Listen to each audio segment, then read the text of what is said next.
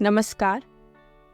मैं अक्सर लोगों को ये कहते हुए सुनती हूँ कि मैं उससे बहुत प्यार करता था पर वो मुझे छोड़कर चली गई।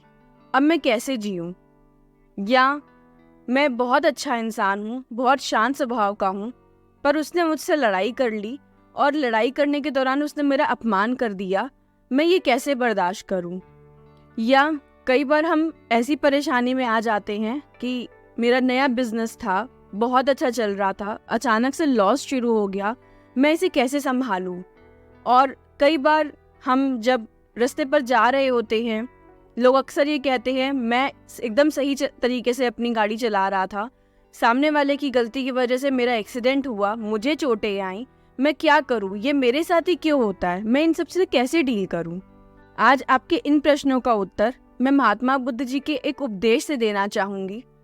महात्मा बुद्ध जी कहते थे, मुझे गाली दिया, मुझे मारा, मुझे हरा दिया, मुझे लूट लिया।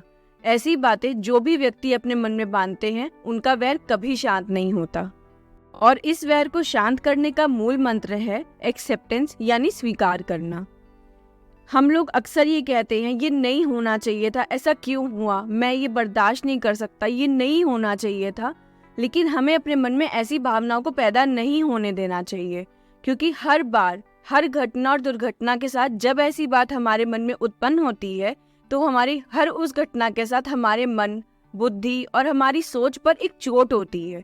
और वो चोट अगर वैसे की वैसे ही उसे सुधारा ना जाए तो धीमे धीमे घाव का रूप ले लेती है, और वो घाव कभी भी आसानी से भरते नहीं हैं। और याद रखिए, जब वो घाव आसानी से नहीं भरते हैं तो ऐसी हर घटना के साथ हर बार एक नया घाव हम अपने मन में ले लेते हैं, और धीमे धीमे हम नेगेटिविटी की ओर बढ़ने लगते हैं। वो नेगेटिविटी सिर्फ हमें प्रभावित नहीं करती है, वो नेगेटिविटी हमारे अगल बगल के माहौल को भी प्रभावित करती है, हमारे वातावरण को भी नेगेटिव बना देती है। धीमे धीमे हम चिड़चिड़े हो जाते हैं, वो छोटी छोटी बातों पर नाराज होते हैं, गुस्सा हो जाते हैं, और ये हमारी आदत बन जाती है।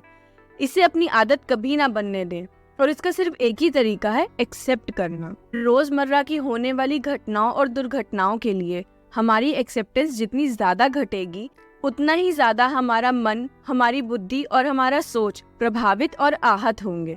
तो इसे बिल्कुल भी ऐसा ना होने दें, और इसे हम एक ही चीज से सही कर सकते हैं, वो है एक्सेप्टेंस। मैं एक एग्जाम्पल से ये प्रक्रिया आपको समझाने की कोशिश करती हूँ। रामायण में मंथरा जी के किरदार से हम सभी वाकिफ हैं। एक बार लक्ष्मण, भरत और शत्रुघ्न बगीचे में खेल रहे थे। खेल खेल में उन्होंने एक एक पत्थर हवा में उछाला और दूर फेंका। गलती से वो एक पत्थर जाकर के मंथरा जी को लग गया और वो बहुत ज्यादा नाराज हो गई। वो नाराज हुई और आकर के उन्होंने तीनों भाइयों से पूछा कि मुझे ये पत्थर किसने मारा। उसी समय राम जी आगे आए और अपने भाइयों को बचाते हुए पूरी घटना को उन्होंने अपने ऊपर ले लिया। उन्होंने बोला, दादी माँ, ये गलती मुझसे हुई है, मुझे माफ कर दीजिए। लेकिन मंथरा माफी स्वीकार ना करते हुए गुस्से में वहां से चली जाती हैं और हमेशा के लिए इस घटना के घाव को अपने मन में भर लेती हैं। और इस घटना के घाव से वो इतना आहत होती हैं कि धीमे धीमे करके उनके मन में राम जी के लिए जो गुस्सा होता है वो हमेशा बढ़ता ही जाता है। और उस गुस्से के कारण, उस नेगेटिविटी के कारण, वो कैकेयी माता के सामने राम जी की हर अच्छाई को भी एक बुराई की तरह पेश करने लगती हैं। उनकी इस भावना से हुए नुकसान का जो भार अयोध्या वासियों को उठाना पड़ा, उसको हम सभी जानते हैं। तो अपने साथ ऐसा ना होने दें।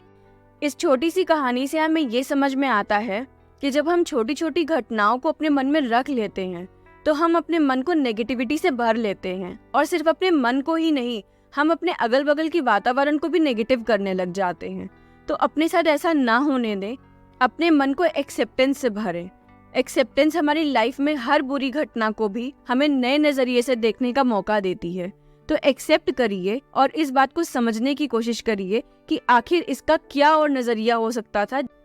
याद रखें, अपनी फिजिकल, मेंटल, सोशल और इमोशनल सभी चीज़ों को पूरी एक्सेप्टेंस के साथ एक्सेप्ट करें, और एक्सेप्ट करते हुए ये विश्वास करें कि ये ईश्वर आपको प्रदान कर रहे हैं। और अगर वो कोई चीज़ आप जिसे आप पूरा करने में लगे हुए हैं, पूरी जी जान से करने में लगे हैं, और उसके बावजूद भी वो पूरी नहीं हो रही है, तो विश्वास मानिए कि ईश्वर का इसके लिए आपके लिए कोई और प्लान जरूर है।